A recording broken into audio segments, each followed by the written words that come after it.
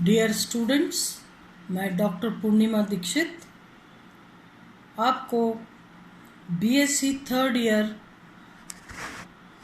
Inorganic chemistry में crystal field theory जो कि सेकेंड यूनिट का फर्स्ट पार्ट है वो पढ़ा रही हूँ।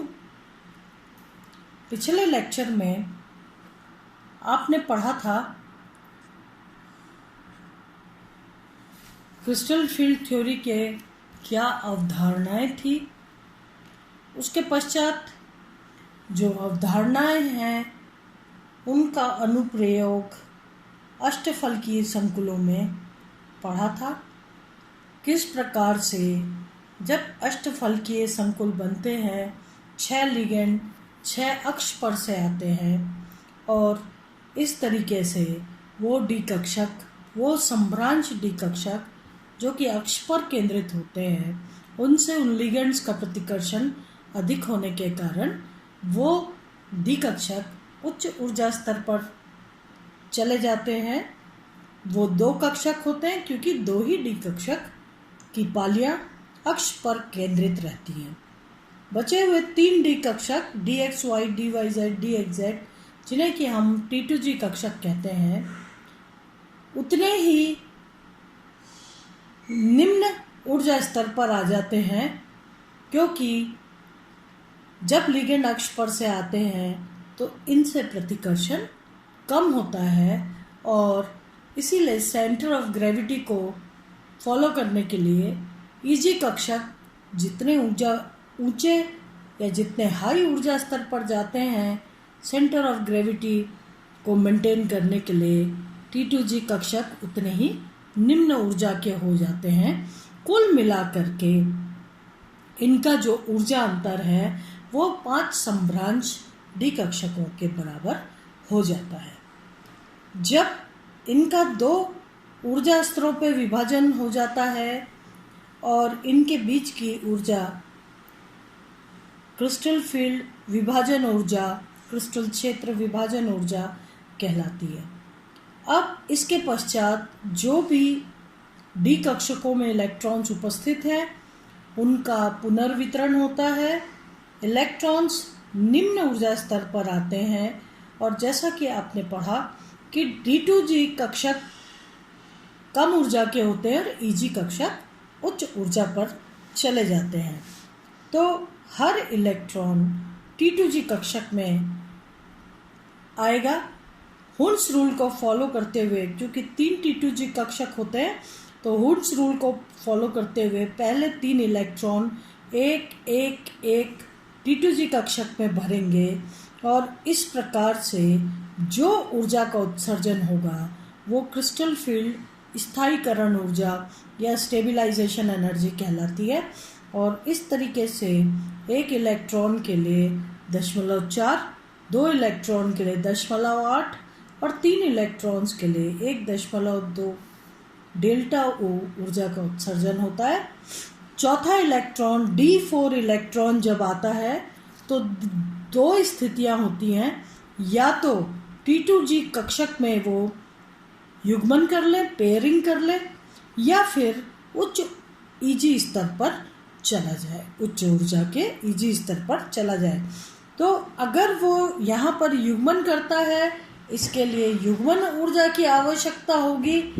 दूसरी बात, अगर वो उच्च ऊर्जा के EG कक्षक में जाता है तो डेल्टा O ऊर्जा अवशोषित करके उच्च ऊर्जा स्तर पर चला जाएगा।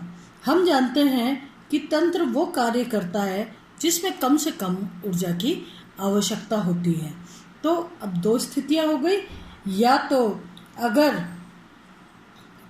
युग्मन ऊर्जा का मान यानी पेयरिंग एनर्जी का मान डेल्टा O का मान अधिक है पेयरिंग से तो पहले पेयरिंग होगी, और यदि पेयरिंग का मान जो है ये अधिक है डेल्टा O से तो पहले इलेक्ट्रॉन डेल्टा O ऊर्जा को पार करके EG स्तर पर चला जाएगा।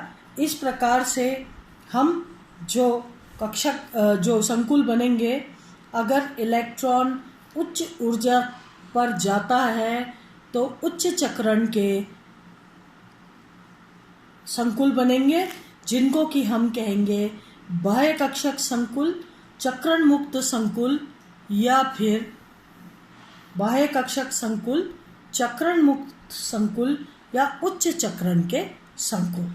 अगर पेयरिंग एनर्जी का मान कम होता है डेल्टा ओ से तो पहले पेयरिंग होगी तो इस प्रकार से पहले T2G कक्षक में 3 इलेक्ट्रॉन, फिर उसके बाद के 3 और इलेक्ट्रॉन, यानी D6 सिस्टम तक जो इलेक्ट्रॉन्स हैं वो T2G कक्षक में आएंगे।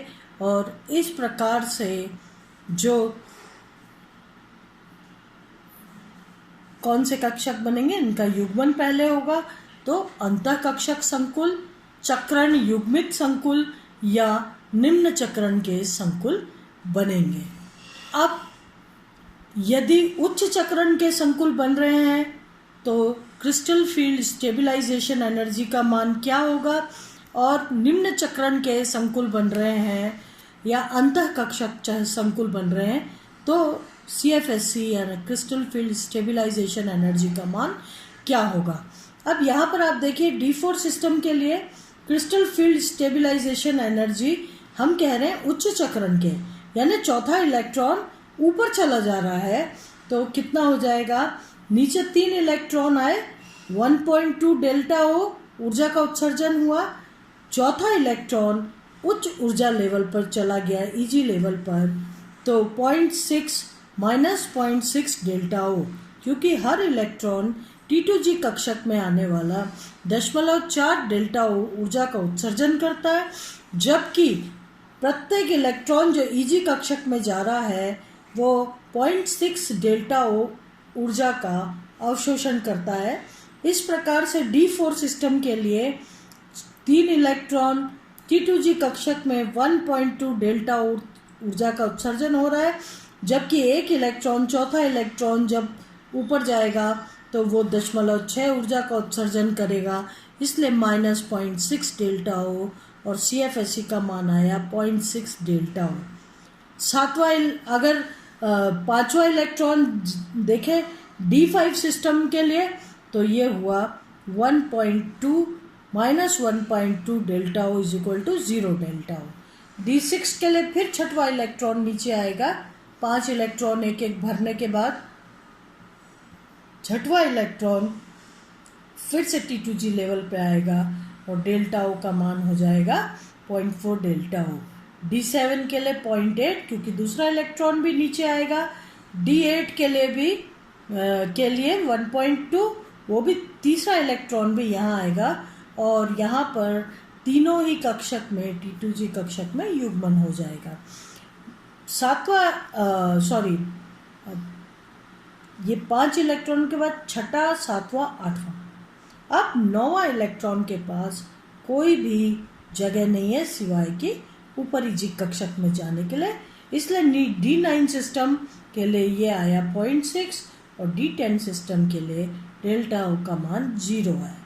इसी प्रकार से अंतः कक्षक संकुल जब बन रहे हैं, निम्न चक्रण के संकुल बन रहे हैं, तो इसमें भी D3 सिस्टम तक तो वो का वही मान रहेगा, जबकि D4 सिस्टम के लिए क्या होगा, यहाँ पर अंतः कक्षक संकुल यानी पेयरिंग पहले होगी, पेयरिंग एंड ऊर्जा का मान कम है डेल्टा ओ से, तो इसमें जो चौथा इलेक्ट्रॉन है वो फिर से वापस नीचे आएगा और जहाँ 1.2 डेल्टा ओ 3 इलेक्ट्रॉन्स के लिए था, 0.4 और उसमें जोड़ दीजिए तो CFSE का मान हो गया 1.6। D5 सिस्टम के लिए ये पांचवा इलेक्ट्रॉन यहीं आएगा और उसका जो डेल्टा ओ का मान है 2.0। D6 के लिए 2.4। 6 इलेक्ट्रॉन भरने के बाद T2G कक्षक यहाँ पर पूरा हो जाता है और इसलिए अगला इलेक्ट्रॉन D7 इलेक्ट्रॉन उच्च ऊर्जा स्तर पर ही जाएगा। इस प्रकार से 2.4 माइनस 0.6 इज इक्वल टू कितना हो जाएगा, 1.8 डेल्टा ओ। ये CFSE का मान हो गया। इसी प्रकार से D8 सिस्टम के लिए ये होगा 1.2 डेल्टा और D9 के लिए 0.6, D10 के लिए 0। ये आपने अष्टफलकीय संकुलों के लिए पढ़ा था। अब आज हम चतुष्फलकीय संकुल के बारे में पढ़ेंगे। चतुष्फलकीय संकुल के बारे में आप जानते हैं कि जब भी चतुष्फलकीय संकुल बनते हैं तो चार लिगेंड जो हैं चतुष्फलकीय संकुल में 4 लिगेंड्स होते हैं, या 4 लिगेंड जब पास आते हैं तो 2 तरीके के संकुल बनते हैं, या तो वर्ग समतलीय या चतुष्फलकीय। हम बात कर रहे हैं चतुष्फलकीय की। जब भी चतुष्फलकीय संकुल बनते हैं और 4 लिगेंड चतुष्फलकीय स्थानों से आते हैं। चतुष्फलकीय स्थान क्या मतलब होता है कि यदि कोई क्यूब हो, ठीक है, मान लीजिए ये आपका रूम है, ठीक है,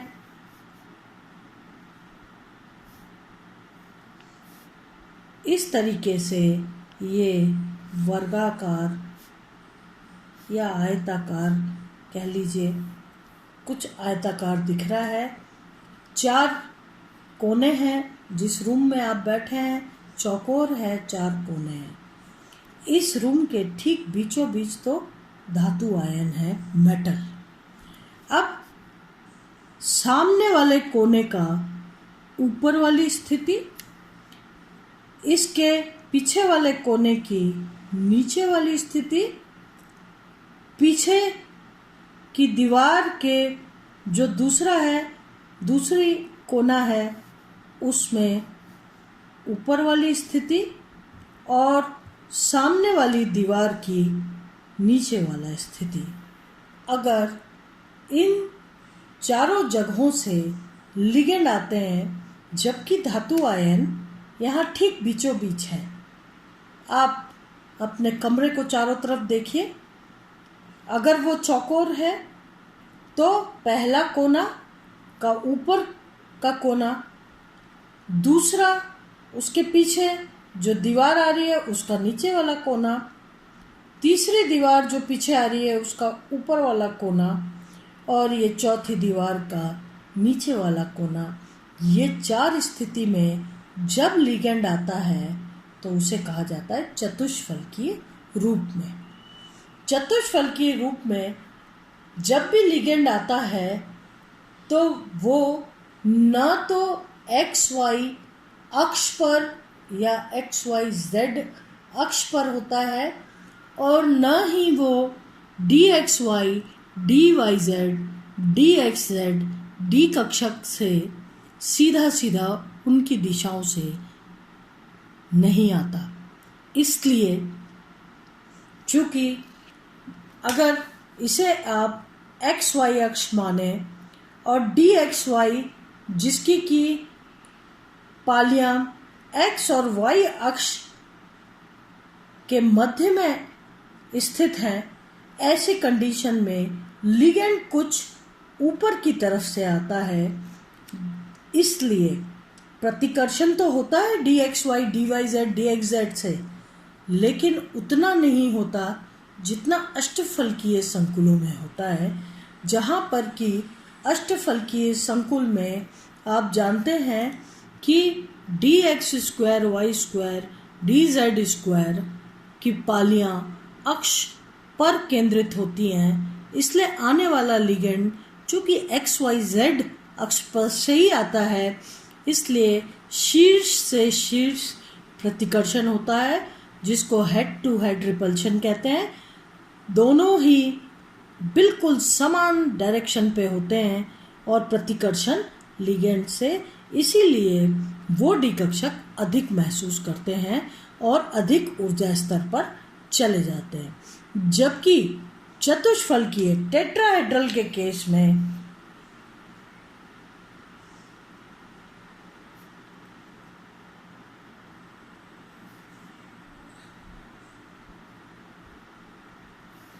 अगर टेट्राहेड्रल कॉम्प्लेक्स या चतुष्फलकीय संकुलों के केस में देखें तो डी एक्स वाई की पालियां एक्स और वाई अक्ष के मध्य में स्थित रहती है और इसीलिए चूँकि एक्स वाई अक्ष तो ये हुए, आने वाला लिगेंड थोड़ा ऊपर से या थोड़ा नीचे से आता है, क्योंकि आप देखिए यहाँ पर किस प्रकार की इस वर्गाकार वर्ग में एक कोने का ऊपर, दूसरे कोने का नीचे, तीसरे कोने का ऊपर और चौथे कोने का नीचे वाले जगह से लिगेंड का आगमन हो रहा है।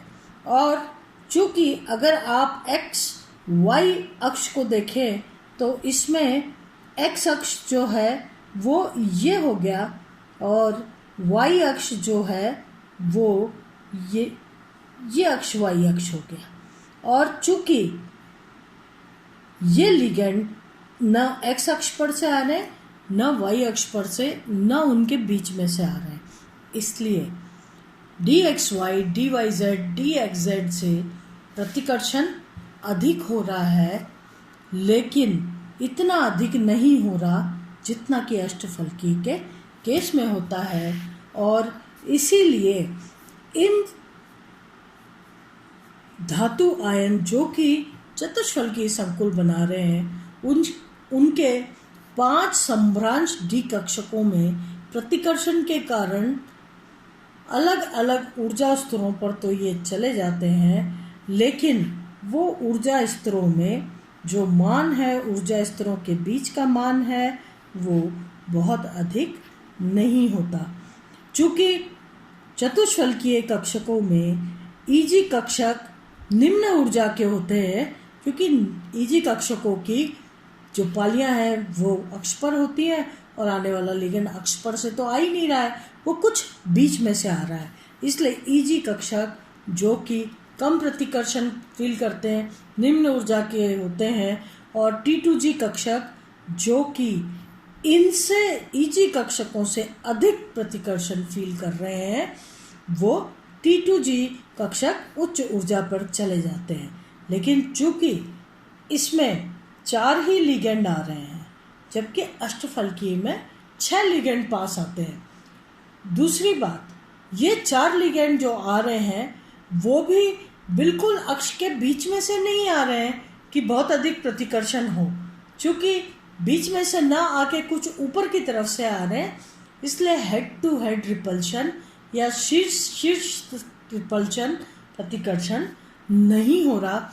इसलिए T2G कक्षक उच्च ऊर्जा पर तो जाएंगे, लेकिन ऊर्जा अंतर जो डेल्टा टी है वो बहुत अधिक नहीं होगा। ठीक है, या ये कहिए कि डेल्टा टी जो है करीब करीब डेल्टा ओ का आधा होता है, या यूँ कहें delta O is equal to 4/9 delta T. जो टेट्राहेड्रल में डिवीजन हो रहा है डेल्टा टी, ये आधा होता है डेल्टा ओ के, तो 4/9 डेल्टा ओ। ठीक है, तो डेल्टा टी 4/9 यानी 0.5 के करीब अपन कह सकते हैं कि डेल्टा ओ का आधा होता है डेल्टा टी। ये जो विभाजन ऊर्जा का मान है ये डेल्टा ओ के आधा होता है। इसलिए सदैव पेयरिंग का मान जो है वो अधिक होता है बजाय कि डेल्टा टी के। Pairing is always greater than delta T because delta T का मान कम है, प्रतिकर्षण कम होता है, इसलिए डेल्टा टी का मान कम आता है। और इसलिए सदैव उच्च चक्रण के यौगिक ही बनते हैं। सदैव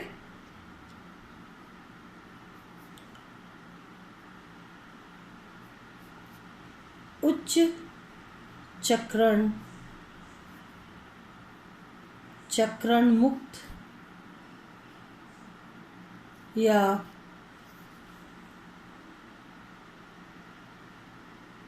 बाह्य कक्षक संकुल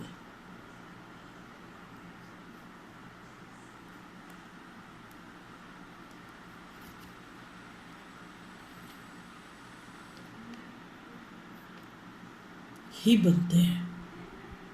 आपके समझ में आया होगा। Delta O is always less than pairing. Delta T जो है ये डेल्टा ओ नहीं होके डेल्टा टी है बेटा, क्योंकि ये हम टेट्राहेड्रल का केस देख रहे हैं। Delta T is always less than pairing. ठीक है, पेयरिंग हमेशा ज़्यादा होता है डेल्टा टी से, इसलिए सदैव उच्च चक्रण मुक्त या बाह्य कक्षक संकुल बनते हैं। एक और ख़ास बात है कि चूंकि जब टेट्राहेड्रल रूप में लिगेंड धातु आयन के पास आता है तो धातु आयन की सिमेट्री जो है वो भी डिस्टर्ब हो जाती है, इसलिए अब हम इसे जीरेड नहीं कहते और इस जी को कट कर देते हैं। हम कहेंगे अधिक ऊर्जा के T2 कक्षक और निम्न ऊर्जा के ई कक्षक, न कि T2G और EG। जबकि जब अष्टफलकीय संकुल बन रहे थे तो उच्च ऊर्जा के EG कक्षक चूँकि वो जीरेड थे और निम्न ऊर्जा के T2G कक्षक चूँकि वो जीरेड थे। पर यहाँ पर चूँकि आने वाला लिगेंड विभिन्न स्थिति से आ रहा है, अलग स्थिति से आ रहा है, जिससे कि संकुल की सिमेट्री खत्म हो रही है, जीरेड नहीं है, इसलिए हम कहेंगे सिर्फ T2 यानी ट्रिपली सिमेट्रिक 2 और यहाँ पर ई कक्षक यानी 2 समान ऊर्जा के, यहाँ 3 समान ऊर्जा के। अब बात चलती है कि अब इसके आगे हम पढ़ेंगे किस तरीके से टेट्राहेड्रल कॉम्प्लेक्स में क्रिस्टल फील्ड स्टेबलाइजेशन एनर्जी का मान कैलकुलेट किया जाता है। वो अगले लेक्चर में हम करेंगे। इस लेक्चर में इतना ही। Thank you.